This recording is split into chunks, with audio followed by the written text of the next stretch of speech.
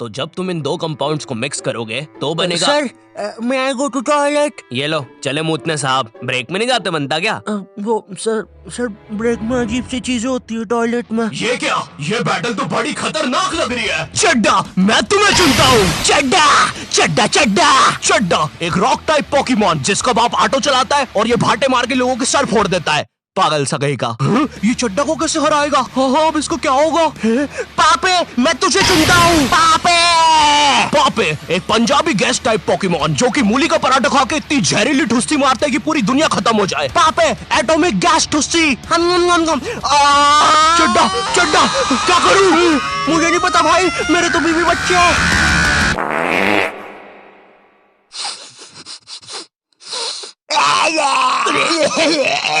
Teenagers. नहीं, ये video ऐसे स्टार्ट नहीं होगी। ये तो बस मैं तुम्हें बताना चाहता था कि ब्रेक में बॉयज टॉयलेट में कैसी हरकतें होती है, और ये भी बस उसका 1% था। गर्ल्स टॉयलेट के बारे में मुझे ज्यादा पता नहीं है, या मुझे पता है। नहीं, मुझे नहीं पता, या मुझे। Meanwhile in girls' toilet.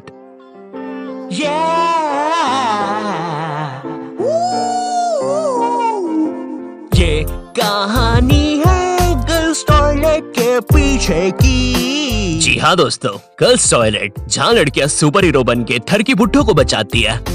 यहाँ पर खुशियाँ और अमन से रहे लोग। क्या? अरे भाई, फिर तुम ही बताओ, लड़कियों को इतना टाइम क्यों लगता है बाथरूम में? छोड़ो यार, मैं वीडियो स्टार्ट करता हूँ। टीनेज, जब बच्चा अपने आप पर ध्यान देना शुरू करता है, वो कैसा दिखता है, उसके बाल कैसे है, वो क्या पहनता है, और जब उसे पता चलता है कि उसका तो सब कुछ ही बर्बाद हो रखा है। मुझे याद है 8th 9th में मैं अपने पूरे बाल खड़े करके स्कूल जाता था, बिल्कुल टेक्टन 7 की ये जिन कैरेक्टर की तरह। तेल पानी लगा के स्कूल निकल जाता था। स्कूल पहुंचते पहुंचते बालों का ऐसा रबड़ी नूडल बन जाता था। खैर ये फिर भी अच्छा लग रहा है क्योंकि ये रोनाल्डो है, मैं रोलेंडो लगता था। स्कूल यूनिफॉर्म भी ना मेरी माँ ने मेरे को बचपन से बड़ी पहनाई है, और ऐसा भी नहीं कि 1-2 नंबर बड़ी, सीधे 4 या 5 नंबर बड़ी। स्कूल में जो बच्चे होमवर्क करके नहीं आते थे ना, वो मेरे अंदर आके ही छुपते थे। इतने बड़े कपड़े। छुपे रे भाई, बहुत जगह है यहाँ पे तो। अरे तुम दोनों?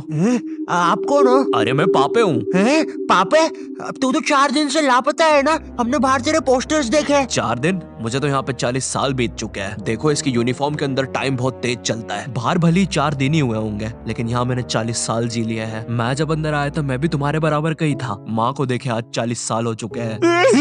पापे 4 दिन से गायब है मेरा बच्चा, कुछ खाया होगा कि नहीं? अब जैसे जैसे तुम टीनेज में आ रहे होते हो, तुम्हें तुम्हारे बालों पर, कपड़ों पर शर्म आने लगती है। मुझे याद है मैं बचपन में वो चौड़ा सा हुक वाला बस्ता लेके स्कूल जाता था, जो साला आते जाते गेटों में फंस जाता था। लेकिन इस बस्ते में एक बेस्ट बात तो थी यार, ये जो आइट साइड से एरोप्लेन के पंखे निकले हैं ना, ये इतना कूल डिजाइन पता है क्यों बनाया था? बच्चों के उड़ने के लिए। अब मुझे पता है तुम मेरे पे यकीन करोगे ही नहीं। रुको, चल कूद के बता। भाई पक्का नहीं? कूद जा चुपचाप।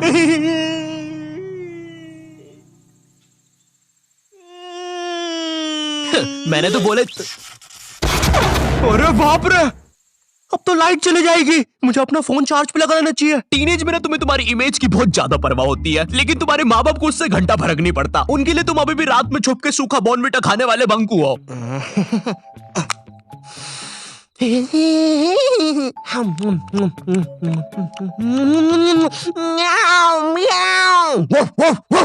बॉर्नविटा सूखा तो बिल्कुल ना खाने दे बच्चों को। भाई मेरी इमेज की तो ना पहले से ही धज्जियां उड़ रखी थी मेरी मम्मी की वजह से। मैं ना स्कूल बस से जाता था, और डेली जैसी मैं बस में चढ़ने वाला होता था, उसी समय मेरी मम्मी को याद आता था, अरे ये दूध पीना तो भूल ही गया। भगते भगते उबलता हुआ दूध और बादाम लेके मेरी मम्मी बस के सामने खड़ जाती थी कि जब तक मैं वो उबलता हुआ गरम गरम दूध खत्म नहीं करूंगा कोई कहीं नहीं जाएगा। भाई मेरी माँ एक दूध के गिलास और 2 बादाम के साथ पूरी बस हाईजैक कर लेती थी। अब ना सारा प्रेशर मुझ पे होता था, क्योंकि मुझे वो 100 सेल्सियस का लावा जितना गर्म दूध 10 सेकंड में गटकना है। क्योंकि अब बस के सारे बच्चे इंक्लूडिंग ड्राइवर और कंडक्टर भैया सबकी नजर मुझ पे ही है। वो गर्म दूध गटकने के बाद मेरा गला कुछ ऐसा हो जाता था। वैसे ये मेरी फोटो लीक कौन कर रहा है बे? टीनेज में तुम्हारे माँ बाप तुम्हारी प्राइवेसी की धज्जियां उड़ा के रख देते हैं। एग्जाम्पल के लिए अगर तुम अपना फोन कहीं छोड़ के जाओगे, ये पक्का चेक करेंगे, और अगर तुम बोल के जाओगे मेरे फोन पे किसी का भी फोन आए तो उठाना मत, फिर तो पक्का उठाएंगे। और चलो फोन उठा लिया कोई दिक्कत नहीं है, लेकिन अब बात भी तो करो सामने वाले से। फोन उठा के चुपचाप खड़ जाएंगे। इनको पता लगाना होता है कि सामने वाला कौन है, क्योंकि इनको लगता है कि तुम्हें बस लड़कियां ही फोन करेगी।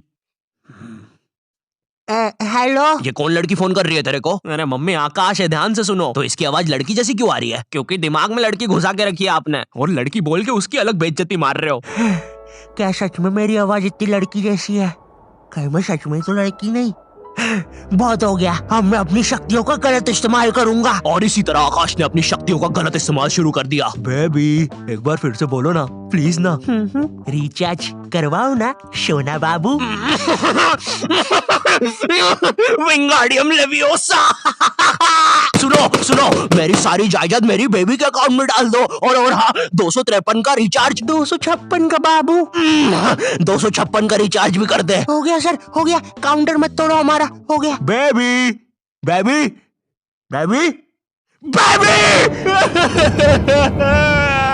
सब छोड़ के चले जाते हैं। और इसी तरह आकाश बन गया दुनिया का सबसे बड़ा स्कैमर।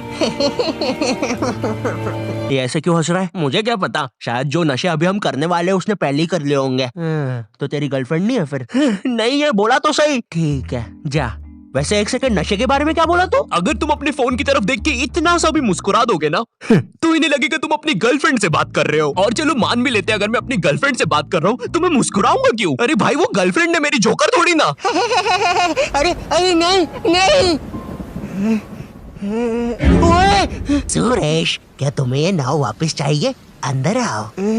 ओए रहने दे, नाली वाली नाव है वैसे भी, तू ही रख ले। और तेरे को शायद कहीं देखा है मैंने। ओए तू तो शालिनी जैसी दिख रही है। ओए शालिनी है ना तू? अरे नहीं, तू फिर से इतना सारा मेकअप करके नल्ली में बैठ गई पागल लड़की। नहीं क्या नहीं, अंदर छींची होती है पता भी है। नगर पालिका वालों को बुला के लाना पड़ेगा, निकालेंगे तुझे यहाँ से। पता नहीं कहाँ की हिट पिक्चर देख ली जोकर वाली, नल्ली में बैठ जाती है बार बार जाके। सांप बिच्छू ने काट खाया तो पता नहीं कैसी गर्लफ्रेंड है। तुम अपने फोन में कोई भी फोटो अपने मम्मी पापा को दिखाने जाते हो तो ऐसा नहीं है कि चुपचाप देख ले, इनको चाहिए पूरा फोन अपने हाथ में। और जब तुम्हारा फोन माँ बाप के हाथ में जाता है ना तो भाई ऐसी फटी में आती है ना, जैसे जब कोई अजनबी तुम्हारा फोन नहीं मांग लेता किसी काम से और तुम्हें अंदर ही अंदर लग रहा होता है कि ये मेरा फोन लेके भाग जाएगा। तो अब तुम एक अजीब से पोज में रेडी रहते हो कि जैसे ये मेरा फोन लेके भागेगा मैं भी इसके पीछे भागूंगा। अरे ये नेटवर्क, अरे ये नेटवर्क ही नहीं आ रहा। हाँ, हो गया। Thank you. अरे मेरा फोन। वो तो मेरा ही आदमी था।